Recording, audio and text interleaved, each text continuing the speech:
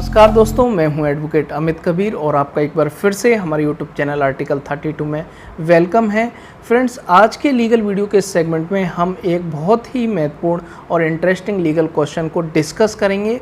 तो फ्रेंड्स, ये बहुत ही महत्वपूर्ण और लीगल क्वेश्चन होने वाला है, इंटरेस्टिंग क्वेश्चन होने वाला है। तो फ्रेंड्स, आज का हमारा महत्वपूर्ण और इंटरेस्टिंग लीगल क्वेश्चन ये है कि केवल आपके मात्र खड़े रहने से, आप यहाँ पर किसी घर के बाहर यहाँ पर मात्र खड़े हुए हैं, किसी का इंतज़ार कर रहे हैं, बाहर खड़े हुए हैं, या आप किसी दफ्तर के बाहर खड़े हुए हैं, या किसी भी स्थान पर आप केवल यहाँ पर खड़े हुए हैं या बैठे हुए हैं, इंतज़ार कर रहे हैं किसी का, तो ऐसी परिस्थिति में यदि वहाँ पर कोई अपराध हो जाता है, जैसे कि आप किसी घर के बाहर खड़े हुए हैं और घर के अंदर यहाँ पर क्या अपराध हो जाता है, यहाँ पर किसी व्यक्ति का मर्डर कर दिया जाता है, या फिर हो सकता है कि यहाँ पर क्या अपराध कर दिया जाता है, घर में लूट कर ली गई हो या चोरी कर ली गई हो, कोई भी ऐसा अपराध यहाँ पर कर दिया जाता है। तो क्या ऐसी परिस्थिति में आपके मात्र खड़े रहने से या घर के बाहर केवल आप बैठे हुए हैं, किसी का इंतज़ार कर रहे हैं, ऐसी परिस्थिति में क्या आपको उस हत्या के लिए आपको दायी माना जा सकता है? जो लूट यहाँ पर हुई है उसके लिए आपको दायी माना जा सकता है, जो चोरी यहाँ पर हुई है, ऐसा कोई भी अपराध हुआ है उसके लिए आपको दायी माना जा सकता है, और यहाँ पर ये माना जा सकता है कि आपने हत्या की है, केवल आप यहाँ पर खड़े हुए हैं और यहाँ पर आपने हत्या की है, ऐसा माना जा सकता है। तो ये आज का हमारा इंटरेस्टिंग और महत्वपूर्ण ये लीगल क्वेश्चन है, और ये आईपीसी का सबसे महत्वपूर्ण यहाँ पर सेक्शन हम कह सकते हैं। जितने भी महत्वपूर्ण सेक्शन हैं उनमें से एक महत्वपूर्ण सेक्शन है जिस पर ये लीगल क्वेश्चन बेस्ड है। तो फ्रेंड्स, ये इसका आंसर है यस, इट मे बी। तो यहाँ पर ये हो सकता है, किन परिस्थितियों में हो सकता है वो हमें जानने की ज़रूरत है। तो फ्रेंड्स, इसके संबंध में एक महत्वपूर्ण यहाँ पर केस है, वो हम देख लेते हैं, उसके फैक्ट्स हम जान लेते हैं, जिससे कि आपको इस क्वेश्चन का आंसर मिलेगा। ये केस है वीरेंद्र कुमार घोष बनाम एम्परर। बहुत ही महत्वपूर्ण केस है ये। तो फ्रेंड्स, यहाँ पर क्या होता है, 3 अगस्त सन 1923 को सकरी टोला पोस्ट ऑफिस का सब पोस्ट मास्टर पीछे के कमरे में रुपए गिन रहा था। तो पोस्ट मास्टर के पास जो रुपया कलेक्ट होता है वो उसे गिन रहा था पीछे के कमरे में। और क्या होता है, बहुत से व्यक्ति उस दरवाजे से प्रकट हुए जो ऑफिस के आंगन के ओर से कमरे में खुलता था।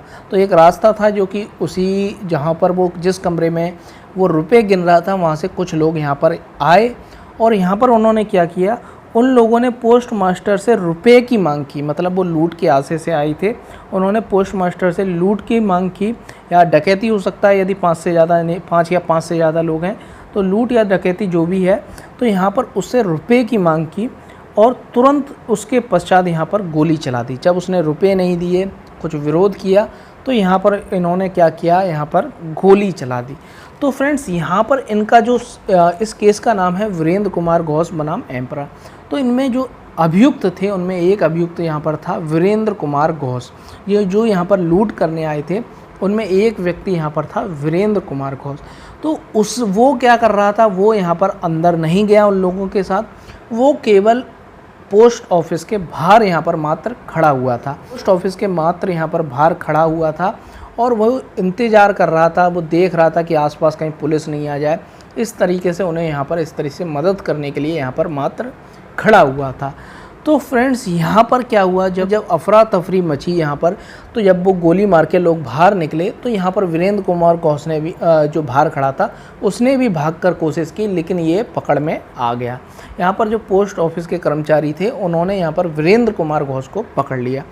अब कोर्ट में ये क्वेश्चन आया, इन्होंने ये तर्क दिया, वीरेंद्र कुमार के घोष के एडवोकेट ने यहाँ पर तर्क दिया कि केवल ये मात्र खड़ा हुआ था, इसे तो पता ही नहीं था कि अंदर ये हत्या करने वाले हैं, ऐसा कुछ करने वाले हैं।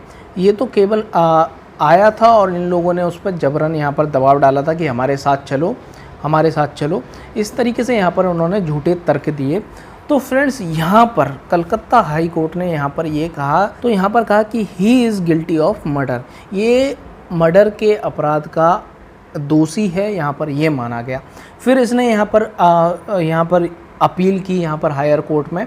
तो यहाँ पर हायर कोर्ट ने भी ये माना कि यहाँ पर कहा कि मात्र खड़े रहने मात्र से, व्यक्ति यहाँ पर बाहर खड़ा है मात्र और किसी का इंतज़ार कर रहा है, तो भी ये अपराध की श्रेणी में आ सकता है। ये माना जा सकता है यदि अंदर अपराध हुआ है, मर्डर का अपराध हुआ है या लूट का या चोरी का कोई भी अपराध हुआ है, तो ये संयुक्त दायित्व का जो सिद्धांत है, तो यहाँ पर सेक्शन 34 आईपीसी का सेक्शन 34 है, उसके अंतर्गत यहाँ पर दायी होगा। तो बहुत ही महत्वपूर्ण यहाँ पर आईपीसी का सेक्शन है। यहाँ पर यह आईपीसी का सेक्शन है, acts done by the several persons in furtherance of common intention, एक कॉमन इंटेंशन। तो यहाँ पर कई व्यक्तियों के द्वारा यदि उनका कॉमन इंटेंशन है, तो कॉमन इंटेंशन क्या होता है ये भी हमें समझना चाहिए।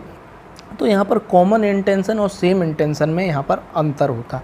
तो यहाँ पर कॉमन इंटेंशन होना चाहिए, मतलब यदि यहाँ पर 4 व्यक्ति या 5 व्यक्ति जो भी आए थे यहाँ पर अपराध करने के लिए, तो यहाँ पर भले ही वो बाहर खड़े हों चाहे अंदर खड़े हों, तो यहाँ पर उनके अंदर यहाँ पर समान आशय होना चाहिए। समान आशय का मतलब है कि उन 4 व्यक्तियों को, उन 5 व्यक्तियों को ये पता होना चाहिए कि हम यहाँ पर क्या करने के लिए आए हैं। यहाँ पर हम लूट करने आए हैं। तो यहाँ पर लूट के अपराध में ये अधिसंभाव्य होती है, लूट या डकैती के अपराध में, कि यहाँ पर यदि आप पिस्टल लेके जा रहे हैं तो यहाँ पर हत्या भी की जाएगी। यदि विरोध किया जाएगा तो यहाँ पर हत्या भी की जाएगी। तो ये समान आशय होता है। और सेम इंटेंशन का मतलब होता है, तो सेम इंटेंशन का मतलब है यहाँ पर 4 व्यक्ति हैं, 4 व्यक्तियों का इंटेंशन है वो एक जैसा है, लेकिन चारों व्यक्तियों को आपस में ये पता नहीं है कि इसके दिमाग में क्या चल रहा है, इसके दिमाग में क्या चल रहा है, इसके दिमाग में क्या चल रहा है।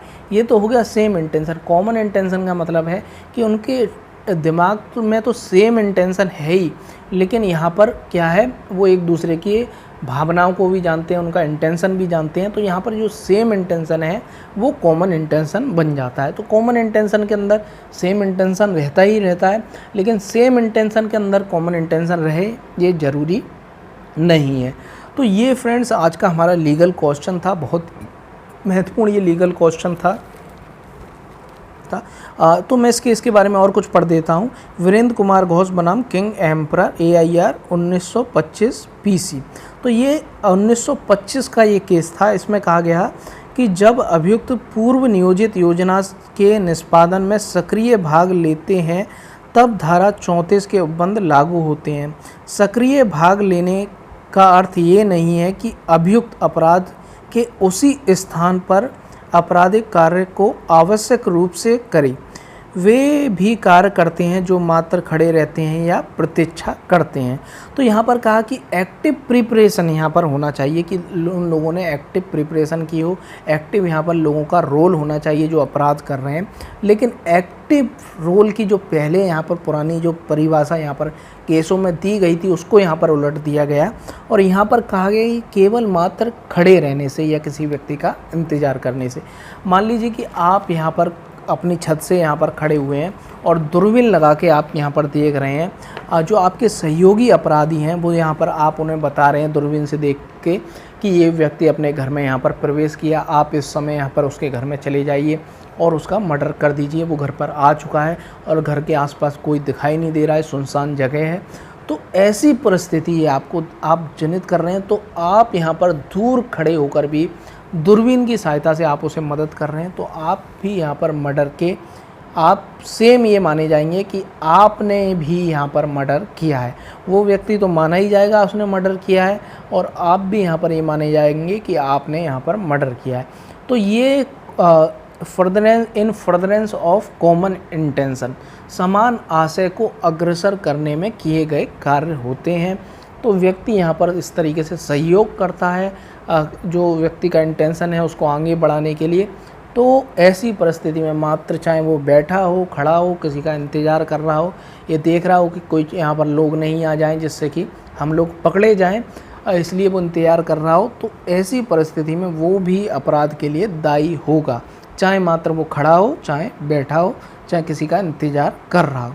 तो फ्रेंड्स आपको आज के लीगल क्वेश्चन का आंसर मिल गया होगा और ये आईपीसी का सबसे महत्वपूर्ण जो सेक्शंस हैं उनमें से एक सेक्शन है। तो फ्रेंड्स यहाँ पर जो धाराएं लगती हैं कोर्ट में, जो पुलिस यहाँ पर जो एफआईआर दर्ज करती है इस सेक्शन के अंतर्गत, वो केवल 34 के अंतर्गत, धारा 34 के अंतर्गत एफआईआर दर्ज नहीं होगी। जैसे कि मर्डर हुआ, तो मर्डर के लिए क्या हुआ यहाँ पर 302 या 299 जो भी है या 304। तो फ्रेंड्स यहाँ पर कैसे धारा लगेगी, 302 रीड विथ सेक्शन 34। तो यहाँ पर 302 धारा जो मर्डर की है उसे किसके साथ सहपठित किया जाएगा, धारा 34 के साथ उसे पढ़ा जाएगा। मतलब कि ये कहना है कि मर्डर में यहाँ पर कई लोग शामिल थे और सबों ने मिलकर यहाँ पर मर्डर किया है, ये मतलब होता है धारा 34 का। तो यहाँ धारा 34 अकेली नहीं लगती है, ये एक एविडेंस का रूल है। यहाँ पर ये धारा 34 है, ये यहाँ पर एविडेंस के रूल के रूप में यहाँ पर कार्य करती है। तो फ्रेंड्स यहाँ पर 302 रीड विथ सेक्शन 34 इस तरीके से लग सकती है, या जो भी यहाँ पर है 354 रीड विथ सेक्शन 34 ऐसे लग सकती है। तो यहाँ पर ये एविडेंस के रूल के रूप में यहाँ पर कार्य कर रही है। तो फ्रेंड्स ये किसी भी अपराध के साथ जो स्वतंत्र रूप से जो अपराध होते हैं तो उसके साथ यहाँ पर ये लगती है, उसके साथ यहाँ पर ये बता रही है कि इन लोगों ने यहाँ पर समान आशय के अग्रसर करने में एक साथ यहाँ पर अपराध किया है। और मतलब ये है कि इन सभी लोगों ने मिलकर ये अपराध यहाँ पर किया है, चाहे उन लोगों ने की सहभागिता यहाँ पर उस स्थान पर हो या ना हो, या केवल वो मात्र उनमें से कुछ लोग बाहर खड़े होकर कार्य कर रहे हों और केवल इंतज़ार कर रहे हों।